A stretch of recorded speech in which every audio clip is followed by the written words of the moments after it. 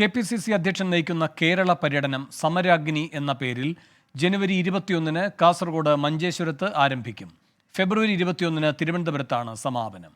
KPCC അധ്യക്ഷൻ ചികിത്സയ്ക്ക് പോകുന്നതിനാൽ 4 പേർക്ക് മുന്നൊരുക്കങ്ങളുടെ ചുമതല നൽകും. സലീം മാലിക് കൂടുതൽ വിവരങ്ങളുമായി ചേരുന്നു. സലീം മാലിക്, എന്താണ് ഇപ്പോൾ ഈ എക്സിക്യൂട്ടീവിൽ വന്നിരിക്കുന്ന ആലോചനകൾ, എന്താണ് അതിൻ്റെ വിശദാംശങ്ങൾ? വേണു, കെ.പി.സി.സി എക്സിക്യൂട്ടീവ് ഇന്ദിരാഭവനിൽ പുരോഗമിക്കുകയാണ്. ഈ എക്സിക്യൂട്ടീവ് യോഗത്തിന്റെ ഏറ്റവും പ്രധാന അജണ്ട തന്നെ ഈ കേരള ജാഥ, കെ.പി.സി.സി അധ്യക്ഷൻ നയിക്കുന്ന കേരള ജാഥയുടെ അതിന്റെ പേര് തീരുമാനിക്കുക, ഒപ്പം തന്നെ അതിന്റെ നടപടിക്രമങ്ങൾ തീരുമാനിക്കുക എന്നുള്ളതായിരുന്നു. ആ കാര്യങ്ങളാണ് ഇപ്പോൾ കെ.പി.സി.സി എക്സിക്യൂട്ടീവ് യോഗത്തിൽ ആദ്യമായി ആരംഭിച്ചിരിക്കുന്ന ചർച്ചയും ആ നിലയിലുള്ളതാണ്. ഈ ജാഥയ്ക്ക് സമരാഗ്നി എന്നാണ് പേരിട്ടിരിക്കുന്നത്. അത് കാസർഗോഡ് നിന്നും തിരുവനന്തപുരത്തേക്കാകും ജാഥ നടക്കുക എന്നുള്ളതാണ്. സമരാഗ്നി എന്ന പേരിട്ടിരിക്കുന്ന ജാഥ കെ.പി.സി.സി അധ്യക്ഷൻ നയിക്കും. അതിൽ പ്രതിപക്ഷ നേതാവ് കൂടി പങ്കെടുക്കണം. രണ്ടുപേരും ഒന്നിച്ച് നയിക്കണം എന്നൊരു ആലോചന ആദ്യഘട്ടത്തിൽ കോൺഗ്രസിനുള്ളിൽ ഉണ്ടായിരുന്നു.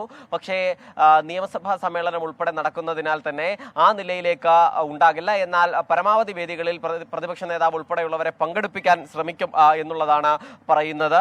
എന്തായാലും ഈ ഫെബ്രുവരി 21-ന് തിരുവനന്തപുരത്താണ് ഇത് സമാപിക്കുന്നത്.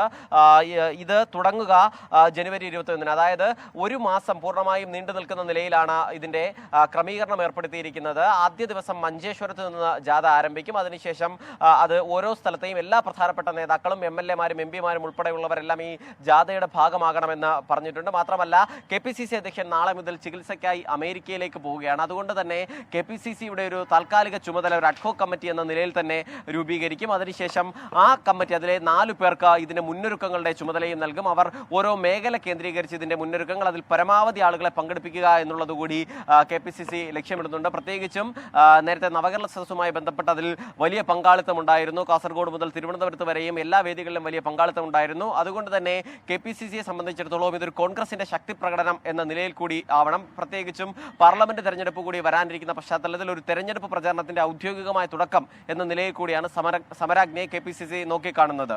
വേണു, സലീം മാലിക്, എന്തായാലും കെ സുധാകരന്റെ ഈ കേരള യാത്രയുമായി ബന്ധപ്പെട്ട കാര്യങ്ങൾ നിശ്ചയിച്ച സ്ഥിതിക്ക് അദ്ദേഹത്തെ താൽക്കാലികമായെങ്കിലും ചുമതലയിൽ നിന്ന് മാറ്റി നിർത്തുക എന്ന അഭ്യൂഹങ്ങൾ കൂടി വിരാമമാവുകയാണോ? തീർച്ചയായും വേണു, അദ്ദേഹത്തിന് തൽക്കാലം പാർലമെന്റ് തിരഞ്ഞെടുപ്പ് കഴിയും വരെയും കെ.പി.സി.സി അധ്യക്ഷനെ മാറ്റേണ്ടതില്ല, അതിന്റെ ചുമതലയിൽ നിന്ന് മാറ്റേണ്ടതില്ല എന്നുള്ളത് തന്നെയാണ് പാർട്ടിയുടെ തീരുമാനം. പ്രത്യേകിച്ചും അത് വളരെ അടുത്ത് ഒരു പാർലമെന്റ് തിരഞ്ഞെടുപ്പ് വന്നു നിൽക്കുന്ന പശ്ചാത്തലത്തിൽ കെ.പി.സി.സി അധ്യക്ഷനെ ഒരുപക്ഷെ മാറ്റിയാൽ പാർട്ടി കോൺഗ്രസ് ആണ്. അതിന്റെ പേരിൽ ഉണ്ടാകാൻ പോകുന്ന മറ്റു ചില വാക്കുതർക്കങ്ങളൊക്കെ സ്വാഭാവികമായും ഉണ്ട്. അതിനുശേഷം പാർട്ടി പൂർണ്ണമായ ഒരു ഘടന പ്രാപിക്കണമെങ്കിൽ സമയമെടുക്കും എന്നുള്ളത് തന്നെയാണ് നേതാക്കന്മാരുടെ പ്രധാനപ്പെട്ട വിലയിരുത്തൽ.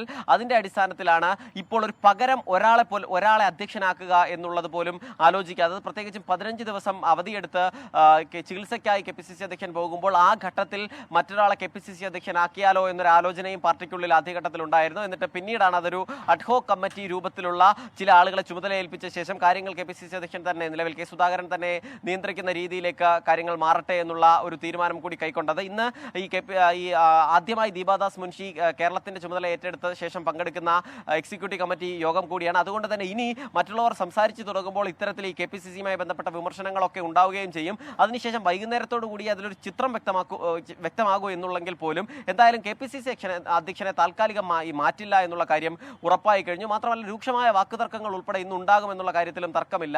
നേരത്തെ തന്നെ അതിന്റെ മുന്നോടിയായി തന്നെ എ ഗ്രൂപ്പ് നേതാക്കൾ ദീപാദാസ് മുൻഷിയെ നേരിട്ട് പോയി കാണുകയും നിലവിൽ നടന്ന പുനഃസംഘടനകളിലും മണ്ഡലം ഭാരവാഹികളെ തെരഞ്ഞെടുക്കുന്നതിലും ബ്ലോക്ക് ഭാരവാഹികളെ തെരഞ്ഞെടുക്കുന്നതിലും ഒക്കെ ഒരു അവഗണന എ ഗ്രൂപ്പ് നേരിട്ടു എന്ന് അറിയിച്ചിരുന്നു. മാത്രമല്ല, ഇനിയുള്ള പുനഃസംഘടനയിൽ എ ഗ്രൂപ്പും ഐ ഗ്രൂപ്പും ക്ലെയിം ചെയ്തിട്ടുണ്ട്. പരമാവധി പ്രാതിനിധ്യം 2 ഗ്രൂപ്പുകൾക്ക് വേണമെന്ന് ദീപാദാസ് മുൻഷിയെ കണ്ട് നേരിട്ട് അറിയിച്ചിട്ടുണ്ട്. അത് യോഗത്തിൽ ഉന്നയിക്കുകയും ചെയ്യും. വേണു, സലീം മാലിക്കാണ് തിരുവനന്തപുരത്ത് നിന്ന് വിവരങ്ങൾ നൽകിയത്.